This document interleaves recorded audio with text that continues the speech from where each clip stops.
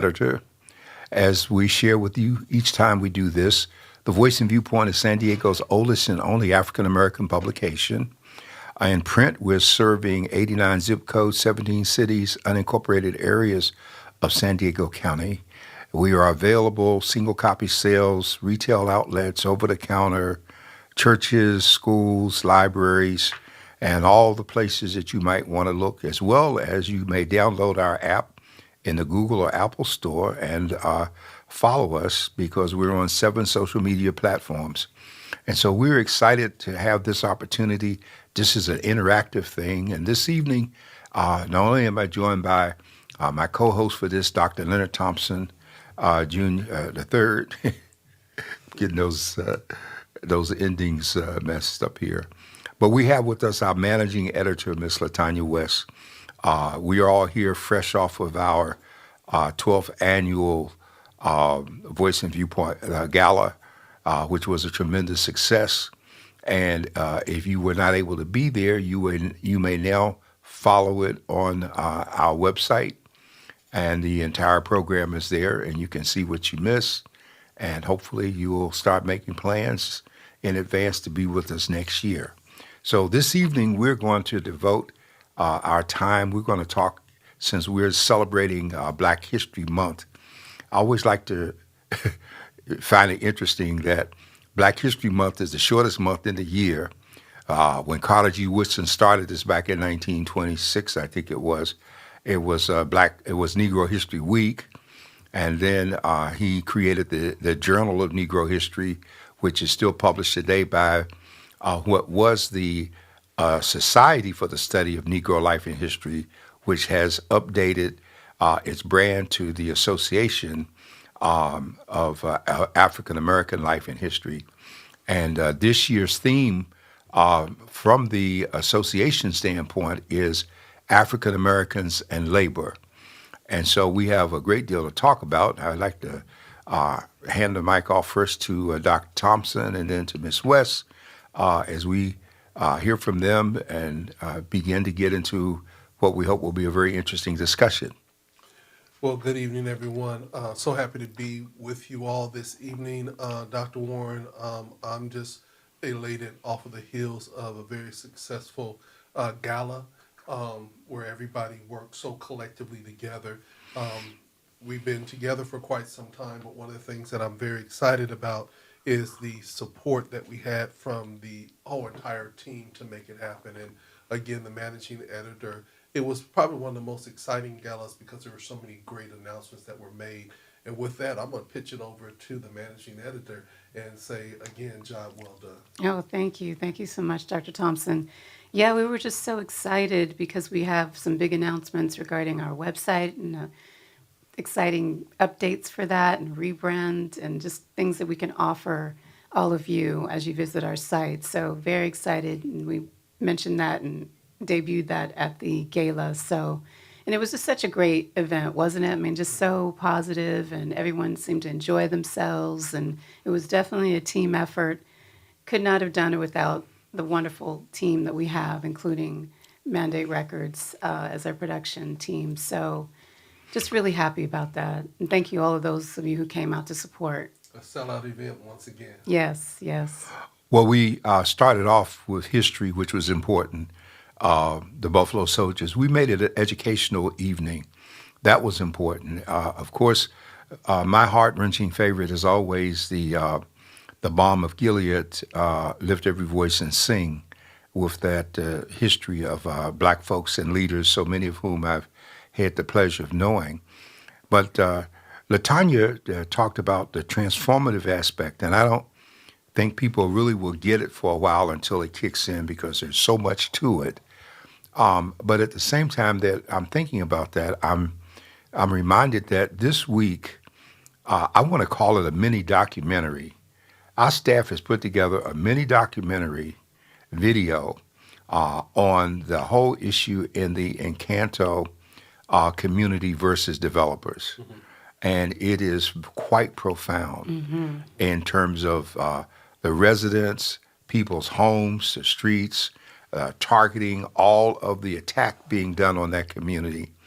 And one of the most disturbing things is and it's not in this particular documentary, but the materials that are coming forth that suggest that the former city council member and the present council member for District 4, who was chief of staff then, that we know for a fact, we have it in writing, that the two of them signed off on footnote 7 to allow what's taking place.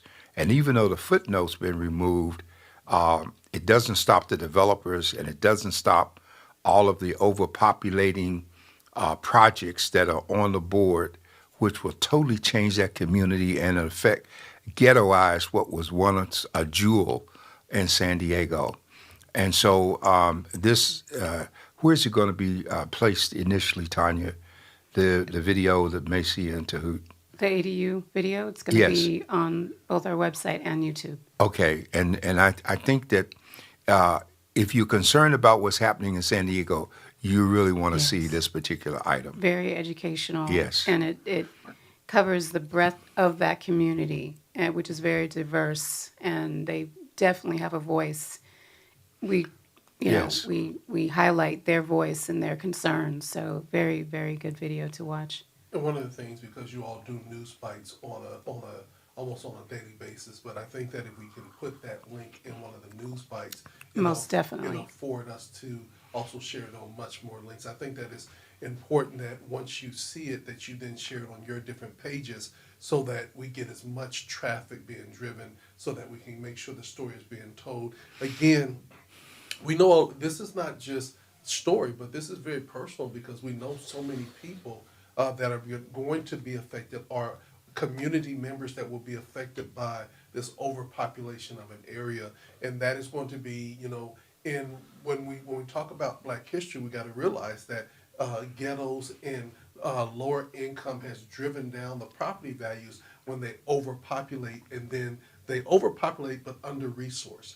And that's what's getting ready to take place. They're overpopulating southeastern San Diego, and they're under-resourcing it with no stores and infrastructure to actually support the overpopulation. And so then it becomes, for lack of better words, a declining area. Yes. I remember No, just go ahead. recounting to Dr. Warren the other day, I had gone looking for a new rental unit to rent.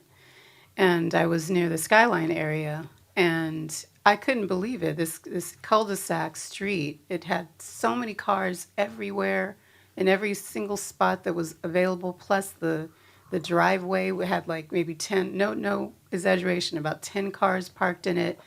And I thought to myself, wow, the people who bought on this street probably are regretting it now, not realizing this was going to happen to their street, which drives down the value and just the impactness and quality of life. Well, this is a national phenomenon, and it happens when they don't have homeowner associations for communities.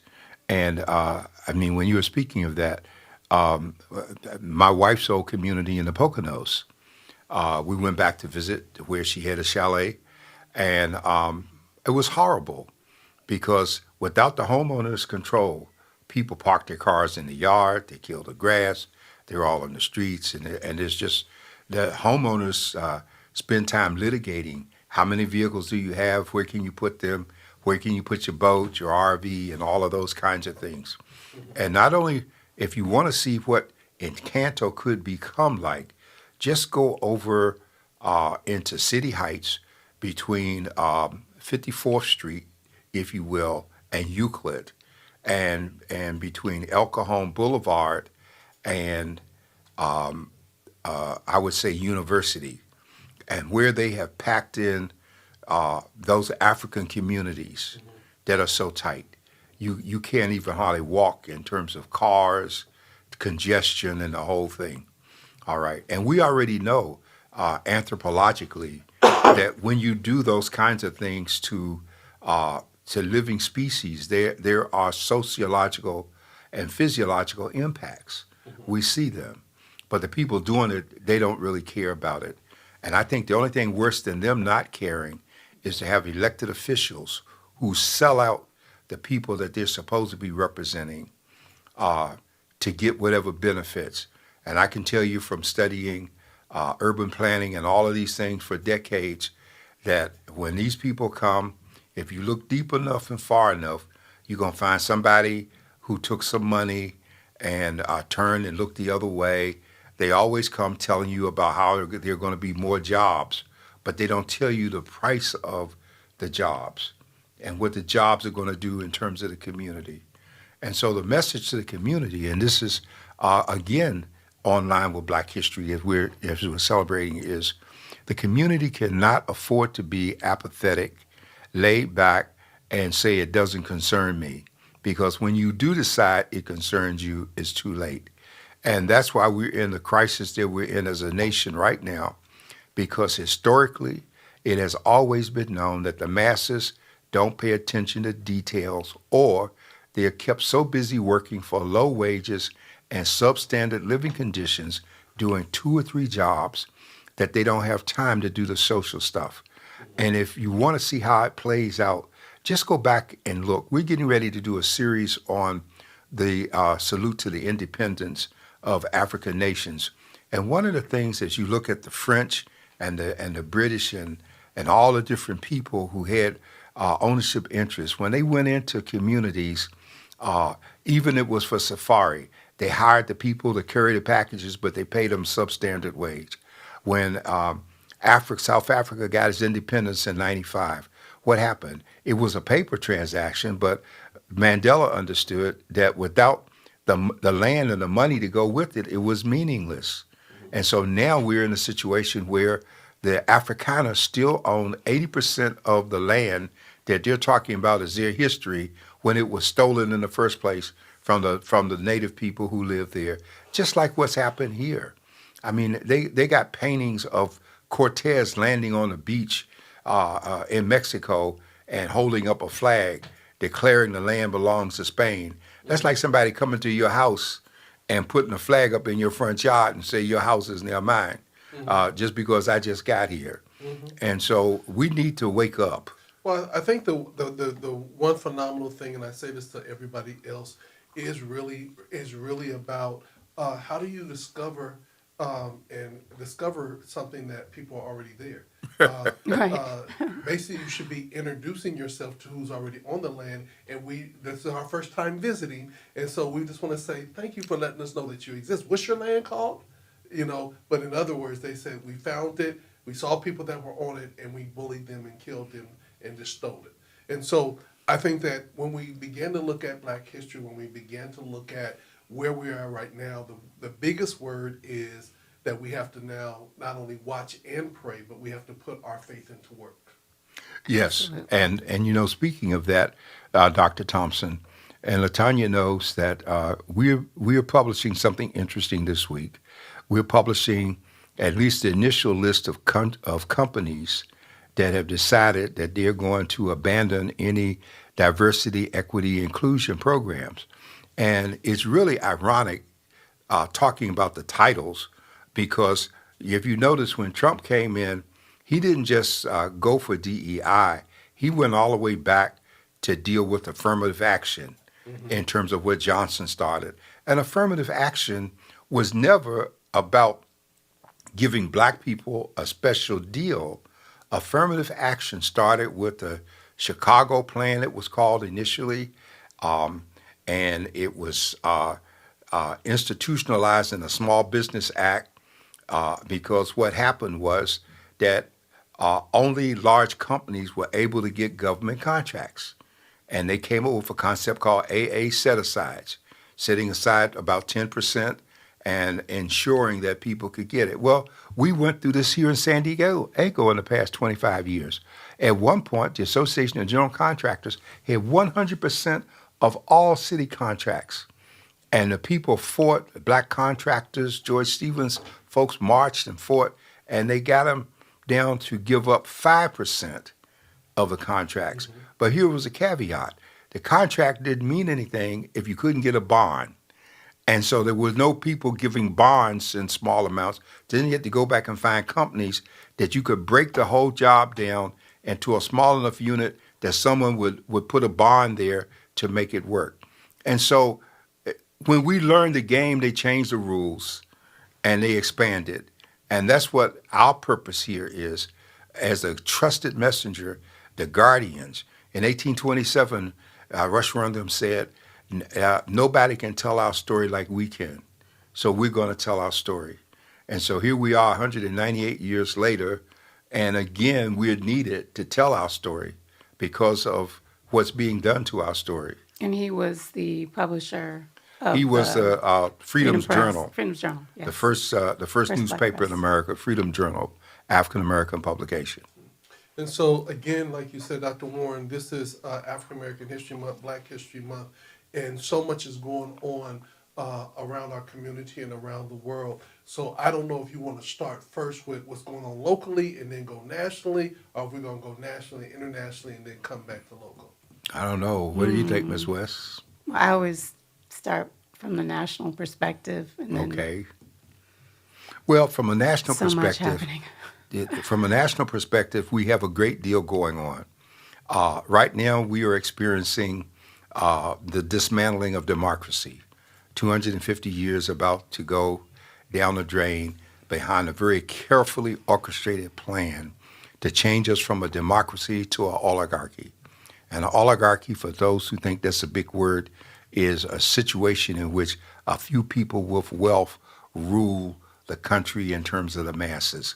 And if you go back and look at what happened in Germany, you'll see how this plan is being replicated. If you look very closely at the Heritage Foundation, Urban Institute, all of these different think tanks in Washington, they've been there for years. They've been doing what just took place for years. When I was there, I was head of one of those entities on a smaller scale. The first thing we got that was black was the Joint Center for Political Policies and Studies. And the Joint Center was to fill the need for so many of us. And so now what we see taking place is firing of people, violating civil service, ignoring court injunctions, placing the Trump believers in positions without regard for ability or qualifications for what they can do. The effort to blame the masses for whatever's not working. In the past week, we've had 2 weeks, we've had 4 major plane tragedies when we hadn't had anything in years. Even today in San Diego. Huh? Even today in San Diego. Oh, I hadn't heard about What that. happened today? A military plane crashed into the bay here in San Diego off of Shelter Island. The 2 pilots, I haven't heard how they're doing, but they were rushed to the hospital. But that just happened today, right here in San Diego. Then that's number 5 in terms of what's taking place. Well, And go ahead. no, I was just going to say, I was as I watched the person who currently occupies the White House and the Oval Office invite this billionaire into the Oval Office to speak to the American people, not being an elected official, and sowing more seeds of doubt on other parts of our whole system. And this person has sowed the seeds, which he started in 2016, of doubt in the press. Now he's doubling down on government even more so. All our institutions, the whole process. So he's setting it up for this big propaganda, to make people think there's something wrong that he can fix, and it's going to be, very dangerous for our country. And I also think that we have to hear and really understand the rhetoric and the dialogue. He didn't say that we want to help rebuild Gaza Strip. He said we're going to own Gaza Strip, and we're going to make it a Riviera. Now that is that thinking that is just out of this world. I said today on the air that I am concerned that even with Elon Musk, if you always notice that Elon Musk actually always has that little boy with him. Yeah. I'm really wondering if that's a little AI and that's not a real kid, and they actually had that kid there so he can then spy and get things. They be like, oh, he's so cute, but he's actually collecting data. I think that the dignity of the office of the president, the dignity of the White House seems to be all off the charts. And you cannot tell me you want to make America great, but you have foreigners now having the greatest impact in making all these decisions, and you're giving them all this access. I actually believe that the Donald Trump administration and the Republicans are literally undermining, like Dr. Warren said, the democracy, and actually are trying to collapse America Oh, versus yeah. to make America Well, they great tried to again. do it before. They just didn't know how exactly. And they've had all this time to get themselves ready. And all we need to do is pick up Project 2025, myself included, and read it word for word, because I've definitely glanced at the thing. But it's all there. They have their plan. And it's, Well, let me make it even easier for you to follow because some people are just beginning to see what I'm about to say. And a few weeks ago, I did an editorial called Our Response to Project 2025. Here's how the plan works. And this comes from contracting, it comes from bean counters and actuaries. In the world of where you have recalls for automobiles, so many times the item that comes up for recall, they already knew about it, but the bean counters did a statistical model of how many of these things were going to really show up, how many people would probably die as a result of it, how much would it actually cost to settle those claims in comparison to how much it would cost to recall all those vehicles and to repair the claims.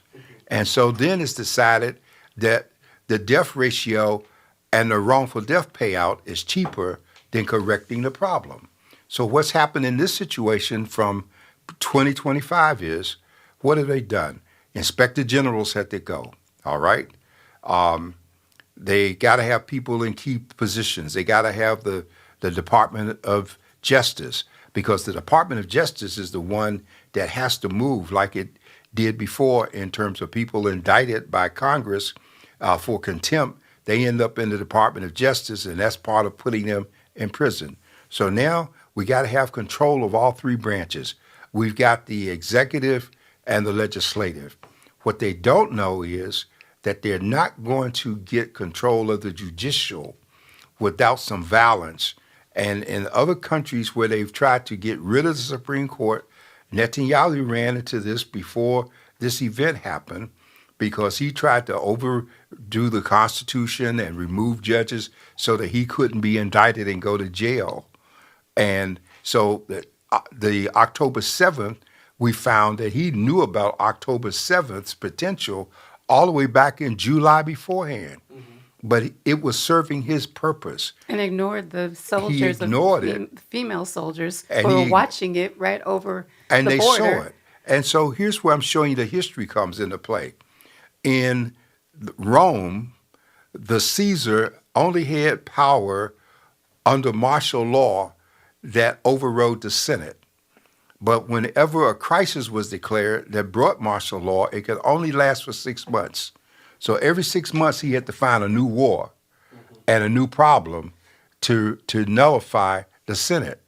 And so now, as of today, with Tulsi Gabbard being put as director of intelligence, she has 18 units under her: Secret Service, Homeland Security, FBI, all of these elements.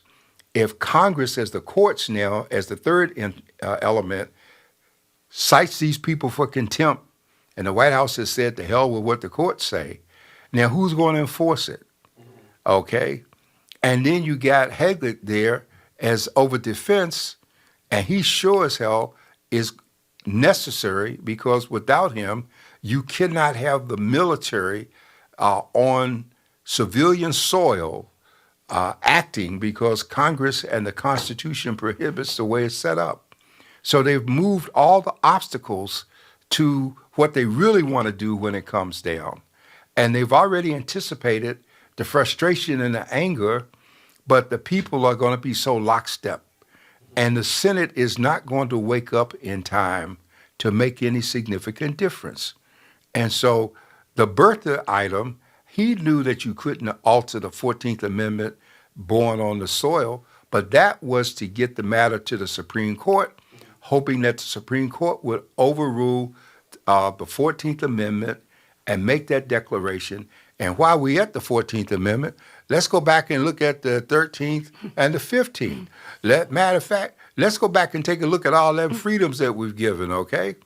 And it is under the 14th Amendment, whether or not you know it, that a corporation is declared a legal person under the 14th Amendment, okay?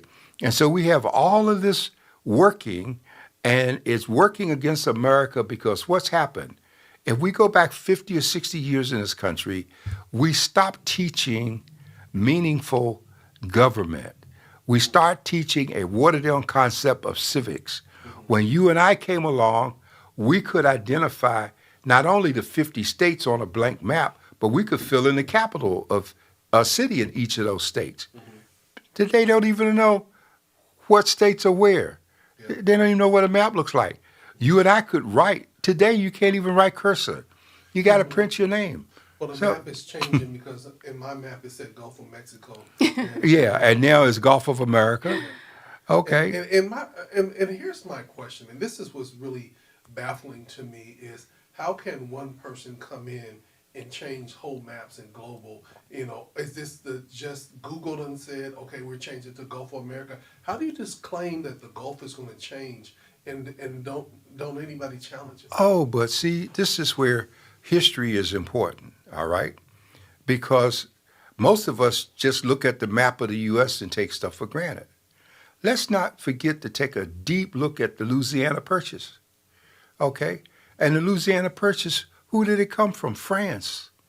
We got all of that, and what we didn't get from France, we took from Mexico under the Treaty of Hidalgo in 1848.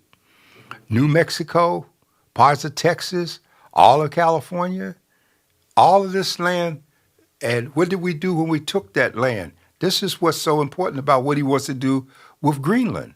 Because when we took Mexico's property under the Treaty of Hidalgo, we nullified the Spanish land grants that had been given by the king to the Dons and the big haciendas. So if you ever saw a Zorro movie, his family was one of those that had property, and those things came as grants from the king. Those grants were nullified the same way we took the land from the Indians when we did the Oklahoma land rush. What did we take? All that property that belonged to the Sioux and all of the Indians out there. Okay, y'all line up, and wherever you park your wagon, it's yours now. Okay, just file a claim. So history is repeating itself on a more sophisticated level. And because most people no longer own land or understand the true value of land, it's becoming an easier takeover than it would have been otherwise. Why'd y'all let me do all of this, sir? Well, you know, I'm just gonna go and just jump in. You know, and I want to, since it's Black History Month, I want to talk about the black jobs and the black people that supported Trump that did not get any jobs. Can we talk about that? You know, start off with Tim Scott.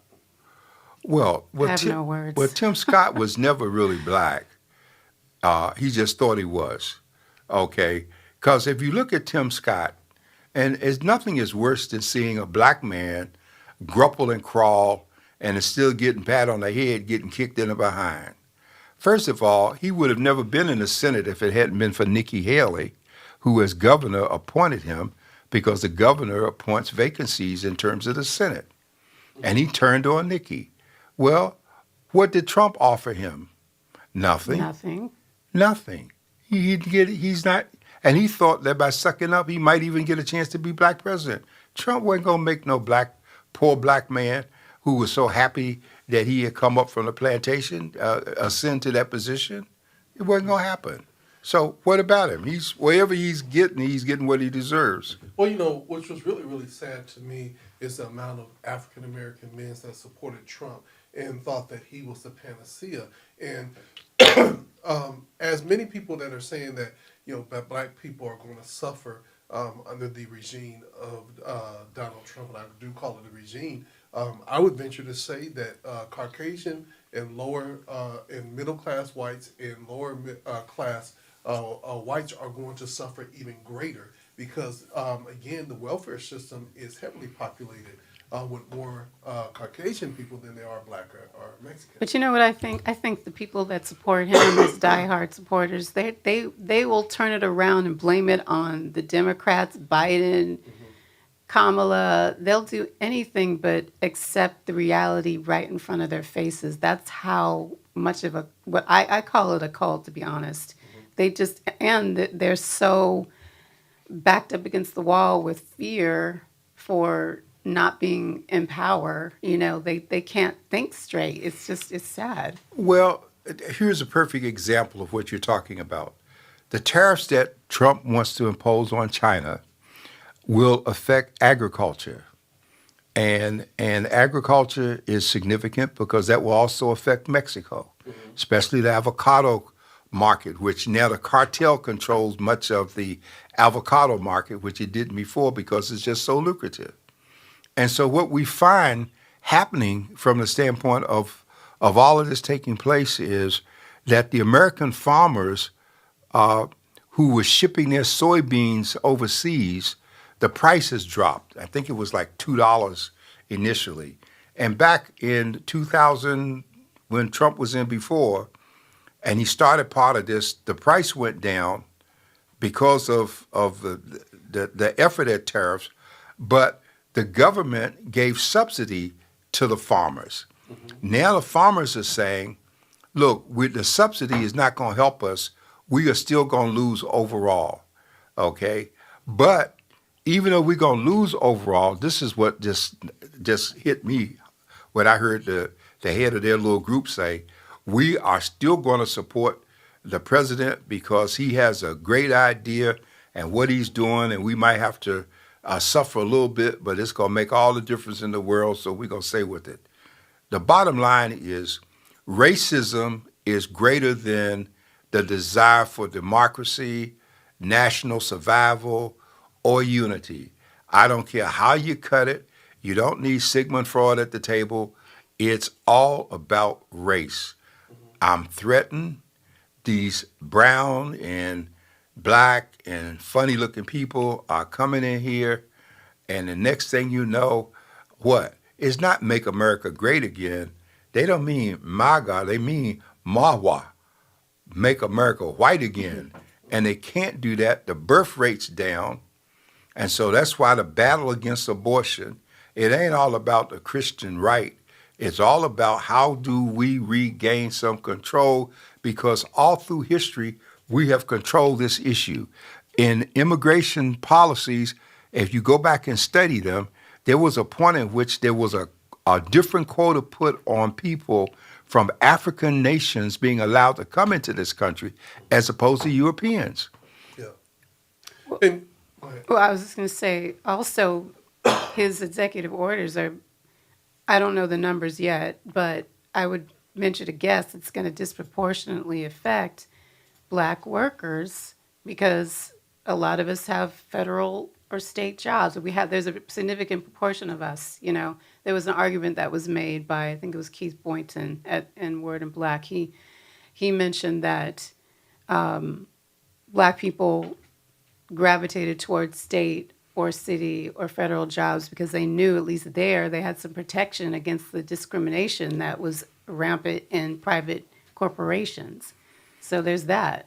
Well, let's go back with that a little bit, because in the 1870s, when the civil service system was established, you see, the people that the Trumpers are going after right now, those are people that are at the GS-15 and SEC levels above. Most of the black people that are in government are in GSs 1 through 7, 8, or 9. And within each of those grades, there are steps that are there, as I call pacifiers, so that you might work for 15 years trying to get a GS 8, but if you're a GS 7, step 9 in a GS 7 will be equivalent to step 1 in a GS 8, but they're not going to give you the GS 8 because when they start calculating your Social Security benefits, is based on the 3 years, your highest earning 3 years. Mm-hmm. And if you got 3 years of highest earning, you ain't got to worry about the rest if you got your quarters. Mm-hmm. And so they're not even worried about all of that, because if they can control at the top, they'll be able to put the people in to ease those folks out. Yeah. And one of the things is what you had said, you don't know how many executive orders to date. He has done 64 executive orders when he was in office before. His total for his 4 years were 220. compared to Joe Biden when he was in. He had 162 executive orders, and so in his first less than 100 days, he has already got to almost half of what he did in his whole 4 years when he was there before. And watch my words. I bet he's just setting up this whole narrative that some people are going to buy hook, line, and sinker about he's like the Great White Hope. That's what I call him. He's the Great White Hope, and he's putting forth this image of him fixing everything. He's in charge. He's hard and tough, which we know he's not. I don't see him as a strong man at all. He's like playing some kind of role from The Apprentice, but he's setting us up, them up to think that he's got the answers. And the thing I think overall is that America has always been enamored with celebrities and movie stars and people that they think have influence and prestige. The sad thing about it at the end of the day is he said that they're not going to give additional funding for electric cars and electric stations and everything else. And I would think that Elon Musk would be like, hold on, wait a minute, brother, you hurt my bottom line now. And so I'm really looking to see what's really going to take place because, again, he's like all the subsidies or the opportunities for you to get tax write-offs. He said, no, we ain't going to do that no more. You buy your electric car, but that's on y'all. He said, drill, baby, drill. Just the fact that he had him in the Oval Office to begin, I just couldn't even believe my eyes when I saw that. Again, you got to look at the plan. I'm sorry I really never learned to be a great chess player. But here's the great plan. The pardons were necessary to create the unofficial army of do anything for Trump. And so they're laying in wait, stand back and stand down. Mm-hmm. They're laying in wait for when they become active and they start the violence part. And that's going to be the reason for bringing the troops in. And that's why you need a Heglich in there to be able to bring the troops when the time comes. So it's orchestrated. Trump knows that he has only about 18 months at the max because the backlash that's building among the white folks now, based on the letters that are being read that people are writing to their white senators about Musk, those people many of them are going to be at risk of being kicked out of office. And Trump's not going to be able to save them because we've already seen him fail to save those whites who were loyal to him in past elections. Mm-hmm. And so he's got 2 years and he needs to do it all in 100 days. If he can keep going the way he is, poor white America will feel like it's on the path for empowerment again, okay? Because the whole idea is if there's enough laxity coming down from the top that shows that we ain't about being fair anymore, then people are going to be more comfortable with what they call us and how they respond to us. Today, Trump issued a statement that said the Department of Education must close immediately. He does not have the authority to close the Department of Education. The Department of Education was created in 1979 by Jimmy Carter. And before we had the Department of Education, it was the Department of Health, Education, and Welfare. So HHS and education were lumped together, and they got separated, all right? And so what's going to happen then? You already have you got subtleties going. For instance, alcohol, tobacco, and firearms control cigarettes because cigarettes have the government seal on it in terms of tax. And the same way each bottle of liquor does. So what's been done in recent years is that cigarettes were taken out of alcohol, tobacco, and firearms and moved into health and human services. And hence we have a battle over flavor and brand cigarettes and nicotine and all that. Everything that's taking place is a part of a larger orchestrated plan. And most of us today, unlike our foreparents, see, this is what I love about black people in the South, man. They used to sit down at the end of the day and read the newspaper. They read the newspaper and they knew what was going on. They sat by the radio. In my hometown in North Carolina, at 5 o'clock every day for almost 100 years, this this old white guy came on and he did the news every day. And he was connected to the newspaper there, the Daily Dispatch. And so this is what people kept up with. Now, what's happened today? If you don't want to get into cable and you nearly don't want to be bothered with the networks because you figure they're not doing anything, then just turn to Entertainment Tonight instead of the news. Yeah. Okay, and so you're getting a whole socialized picture of stuff that's really not important to how the rest of the world works. Well, I always say entertainment is the opiate of the people now, Yes, right? it always has Entertainment, been. right? Yes, it is. That's a Because good way. It's the good opiate of the distraction. masses. It's to anybody who's trying to do something to the American people that they don't want them to know about. They're glad for the distraction, and they're glad for a populace that's not fully educated. I was in the trenches in education, so I know I've seen it.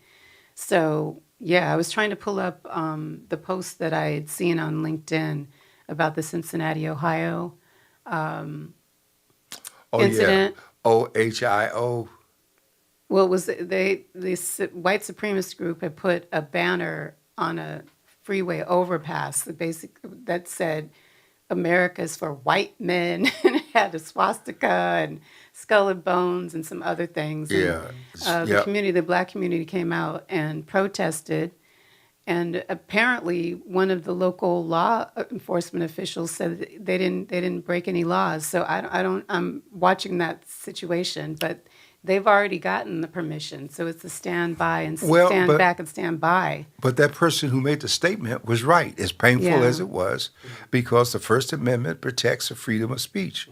And under the First Amendment, when you mention the swastika, there was a time when the Nazi Party in this country was renting elementary schools to hold their meetings.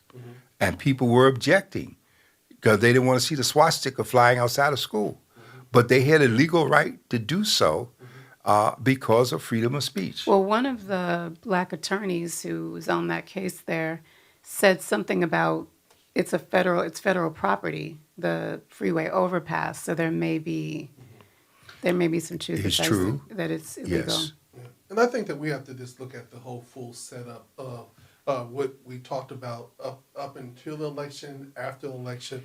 I still almost think that we still have to think that Elon Musk and his cronies had something to do with the votes and fixing machines and everything.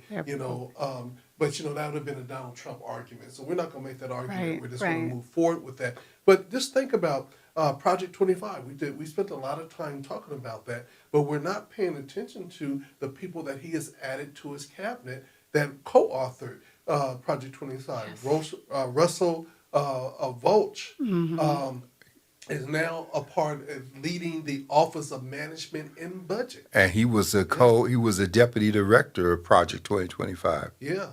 Peter Navarro, a convicted felon, is now been added to the team. What did they give Peter? We remember Peter running around here in San Diego, trying to be mayor, trying to be everything for all people, as confused as he ever was, and he's still confused. Yeah, and they have him serving as senior counsel for trade and manufacturing. That's what he wanted. Yep. And then you got Paul Akins, that is going to be leading Security and Exchange Commission. It goes on and on, but everybody that was a part of the Project 21 are all getting 25 positions within the Trump administration so that they can push Project 25 on all levels. And I think that we have to be very mindful that this is not, and you got to kind of give them a little credit that although it seems so far-fetched and so far out there, the game plan, they're executing it just like that football game when everybody thought for sure that the Chiefs were going to win and the Eagles came and dismantled their whole entire offense, defense, and everything else. The reality is if we're not careful, we're going to see that same dismantling of the United States of America, and it will no longer be Make America Great Again. It will be called the Kingdom. Yeah, that's right. Of America. I was just saying to Dr. Warren that if he could be king tomorrow, this man in the office of the president right now, presidency, he would do it. But it's just, I Well, have see, to just, that's okay. what's so important about history. Today is the birthday of Abraham Lincoln, okay? And if you think back to, I used to get upset about the President's Day in February, but George Washington stepped down after the second term because he did not want the country to have a king, all right? And to show you how America has changed in terms of 360, back there, I guess following Nixon, Rockefeller had always wanted to be president with all the money he had. And even his offsprings, one of his sons, I guess it was, went to West Virginia and became governor.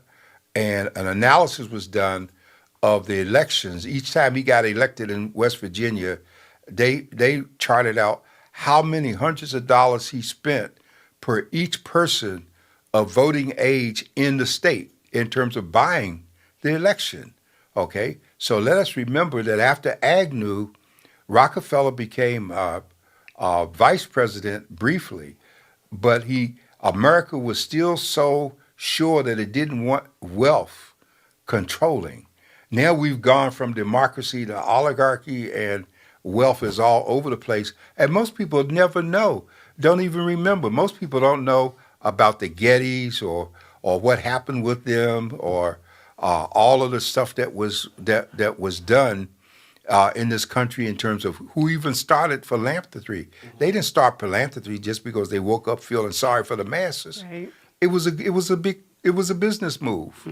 Okay, and so because of social media, we don't read anymore. Senator Klobuchar from Minnesota, 2 years ago, she wrote a phenomenal book as a lawyer on antitrust and how it's being dismantled. Trump is out to dismantle all of those kinds of rules, anything that stands in the way in terms of people making money. He's out to change. And we're not going to benefit. We're just going to get the tax increases that go with it. Yeah. And one of the things about it, I'm not going to do it on this show, but I am going to do a show that actually talks about the Antichrist, because, I'm This just is saying straight that, out of Revelation. we could spend all day on there and start lining up and seeing some similarities. Let's finish off the show today. What's coming up in Black History Month, especially here in the city of San Diego, and let's talk about the issue, the newspaper editions that you all are going to be doing this month. Well, we have a list of Black History events, and the last two issues will have one more list for the remainder of February in our next issue next week as well. And we also have the list of events online, so that's a resource for all of you. And we have some educational pieces related to Black History Month and the theme this year, which is labor, Black labor. So please definitely look for that. Well, I think one of the most important things is not in the paper, it's going to be online. There's a movement underway to make February 28th, which is the last day of this month, a day on which Black people keep their wallets closed. Don't spend, don't buy anything on February 28th, and to make it a national movement that we keep. And I'm encouraging us to stay away from terms like boycotts that stir up old memories and give fuel to hatred. All we have to do, I keep telling folks, and maybe this is going to help make it, because they're talking about a DEI boycott. We don't need to use the term boycott. All we need to do is understand that there are three things that white or corporate America, which is basically white America, three things they fear. They fear lost profits, they fear bad publicity, and they fear a vote cast against their interests. And just like we've seen Elon Musk's stock drop from $358 billion, 63% drop down to $42 billion. Tesla. Tesla, because of people responding and getting rid of their Tesla products and a whole bit. This is what America understands. And that means, we ought to look real closely at people like McDonald's and Target and Walmart. You know, there was a time that Walmart was the biggest game in town, but it's not anymore. I mean, because even as big as Walmart is and Amazon on a global scale, uh, Weiwei in China is bigger than both of them, and everything has gone global, and so we need to uh, zip the pocketbook, and have some discipline. I've shared that it has been documented that if there are 10 uh, nations in the world that have the GDPs that make up the wealth of the world, the amount of money that black people spend each year would make us number 11 on that scale. And yet we just spend without control. So if we can give up the Big Mac and we can abandon this one's for you and we can stay out of Target and if we can move away from Walmart, if we can give up, the fried chicken and the Fritos and the whole thing, and maybe some of us need to go back and hear the last poets in terms of why the revolution will not be televised, and you won't catch it with fried chicken hanging from your mouth for evening TV. And it also is not just avoiding those companies and perhaps frequenting the ones who haven't rolled back DI, it's supporting black-owned businesses. That's majorly important too. Yeah, so someone said, enough about what we can't do, what can we do? And this is what we can do. We, one, can reroute our dollars and make sure that they are rotating with African American businesses more than just one time. Many times our dollars don't even hit black businesses, or it only hits it once before it leaves our community, whereas in other populations they do have 3 and 4 times that dollar rotates within their community. Dr. Warren? I'm concerned because whoever that person was that says enough about what we can't do. We were not sitting here saying what we can't do. You weren't listening. We were sitting here identifying what the issues are so you will know what you can do. Wanting to act without knowing how to act is ridiculous. You just as well not act at all. And see, that's the problem. We got people who don't want to listen long enough, don't want to join and be collective. We got through civil rights because we did it collectively. We got through segregation because we did it collectively. Because whatever we did, we understood it was a reflection on all of us and not just on me, myself, and I. And so first you need to do is drop the can't thing and see if you're going to get with the program in terms of what you can do. Well, the educational moment is that many times we don't talk enough about the issue, so people don't have the education on it. Exactly. And so tonight we were given education of what's taking place. And, as we move forward, we talk about certain things that we can do. One is come together. And one of the informational pieces that Dr. Warren you gave tonight is that if we were to measure how much money African American people spend in the economy, we would be the 11th largest economy in the world based on the amount of money that we earn as well as spend. And so we need to understand that power and how that power can make an impact. Dr. Warren, with the Montgomery boycott, we're not using the word boycott, but with the Montgomery boycott, you're absolutely right. It wasn't that they were walking, it was that they financially impacted the whole industry, and it was basically at the grounds of shutting down, and they realized that we got to make a change because we're losing money. And the people who did it, they paid a personal price. They didn't have big jobs. They were the cooks and the maids and the gardeners, and the white folks were putting pressure on them because they didn't have other jobs that they could go to. But they shared what they had with each other so that they could make it work. And see, that's the key. We are still wasting money on fashions. We're wasting money. Look what's happened. Since the pandemic, prices have gone up. Why are we now spending $7.50 for a fish sandwich at Burger King that used to cost $2? Why are we spending money for a bag of potato chips that's half full when it's not healthy in the first place? A box of cereal that's more air than cereal, but we're not complaining. as the portions shrink and the price expand, as opposed to us. And let us not even forget chocolates in terms of it. I mean, I was having a chocolate issue one day, and I had to stop at a gas station to get a candy bar because of my diabetics. And I ended up spending $6 for a Snicker. Well, can I say this, and I'm gonna get Dr. Warren. All of these things, like somebody said, egg prices, do you have to pay this amount? But I said, not me, because I'm not eating eggs. You know what I'm saying? Right. You know, it's not a necessity in my life. Now, there are eggs and other products that you do, but, you know, just to go out and buy an egg, I'm like saying, well, we're going to have grits. We got them in the freezer already. But here's the key, is that when times get rough, and this is what, as African Americans, this is what we've been very good at. For the Super Bowl, you know when you want your wings, and, you know, you go to Wingstop, you go here to... Me and my wife said, you know what? We're not going to spend no money. We're gonna go ahead and make our own wings. And I got in there with Chef Boyardee.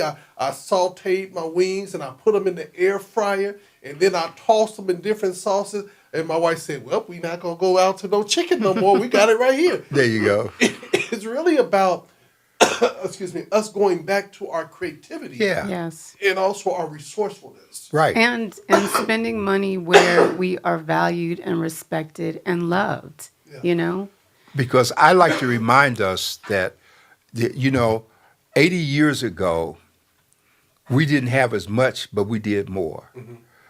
My grandfather worked as a waiter for 40 years on a train, and yet he bought his own home. And places like Atlanta, where black folks were cooks and maids and stuff, and yet they owned property. They owned Fulton. They built up what they owned because they were working wisely with what they had. Okay? Yeah. And even in the sense of fashion and impressing people and things of that nature, you know, the one thing that we have when you say, what can we do? We are the creation of swag. We are the creation That's right. of fashion. And so instead of us, like I said, I don't have a Louis Vuitton. You know what I'm saying? Who needs Louis? Because my whole thing is that I'm not going to advertise for you, Louis. No. So Right. whatever I Serious. do rock, I rock it well. And that's what we've been known for. Whereas we had patches on jeans because we were trying to cover up holes. And then all of a sudden somebody said, oh, that's nice. Let's make it a fashion statement. And then we went from patching up gear to paying $200 and $300 for something that we were doing just as a necessity. Oh, but Leonard, let's tell people how they got the jeans raggedy. They went down in the basement. They hung the jeans up against a brick wall, and they got shotguns and took buckshots, and they shot holes in the jeans to make them raggedy, and then sold them for more than the. And watch this, Dr. Warner, they call them distressed jeans. Yes. I would be distressed too if you hung me up in the basement and a shotgun shot at me. Okay, but we just have 1 minute left. So I did want to say that another thing that we can do, which we were going to get to, is to call and write your congressman, your representative. We're going to have a list of all those people in the paper so that there's that proactiveness that we can do, but also know the issues, educate yourself on what's happening. And for me personally, I have to take a deep breath before I look at the news now because it's very distressing. But I know I've got to just power through it because I can't ignore it and just turn on Dancing with the Stars or whatever because we're in a crisis moment here, and I feel like people are too calm, honestly. Well, Latanya, you and I are so much alike because we get up so early in the morning Right. and turn on the news and we be getting it fresh. We're like, oh my Jesus, that happened we just only slept for 3 hours and now this has happened. So Well, scary. I want to say, because this program is heard around the country and around the world, I just want to tell people that the black media, the press, the radio, television, we're the trusted messenger. And what you need to do in this time is make sure that people you do business with are doing business with us. That's right. Because one of the things this president is doing, he is trying to cancel out the support for the press. He's kicked mainstream press out of the Pentagon. He's canceled contracts with Politico and the New York Times, and he's trying to set us up to go back and revisit New York Times v. Sullivan, which will make liable suits more available against papers. And so even in San Diego, if you're spending money with people, Are they spending money with us to reach you? Look at the advertisements. Okay? That'll Because tell if you. they spend money with us, then we can hire more of us Yeah. to work. And don't wait until you have a crisis to come to us. Yeah. Okay? That's the key. Well, with that being said, we have spent far past our time. This is from the desk of the editor.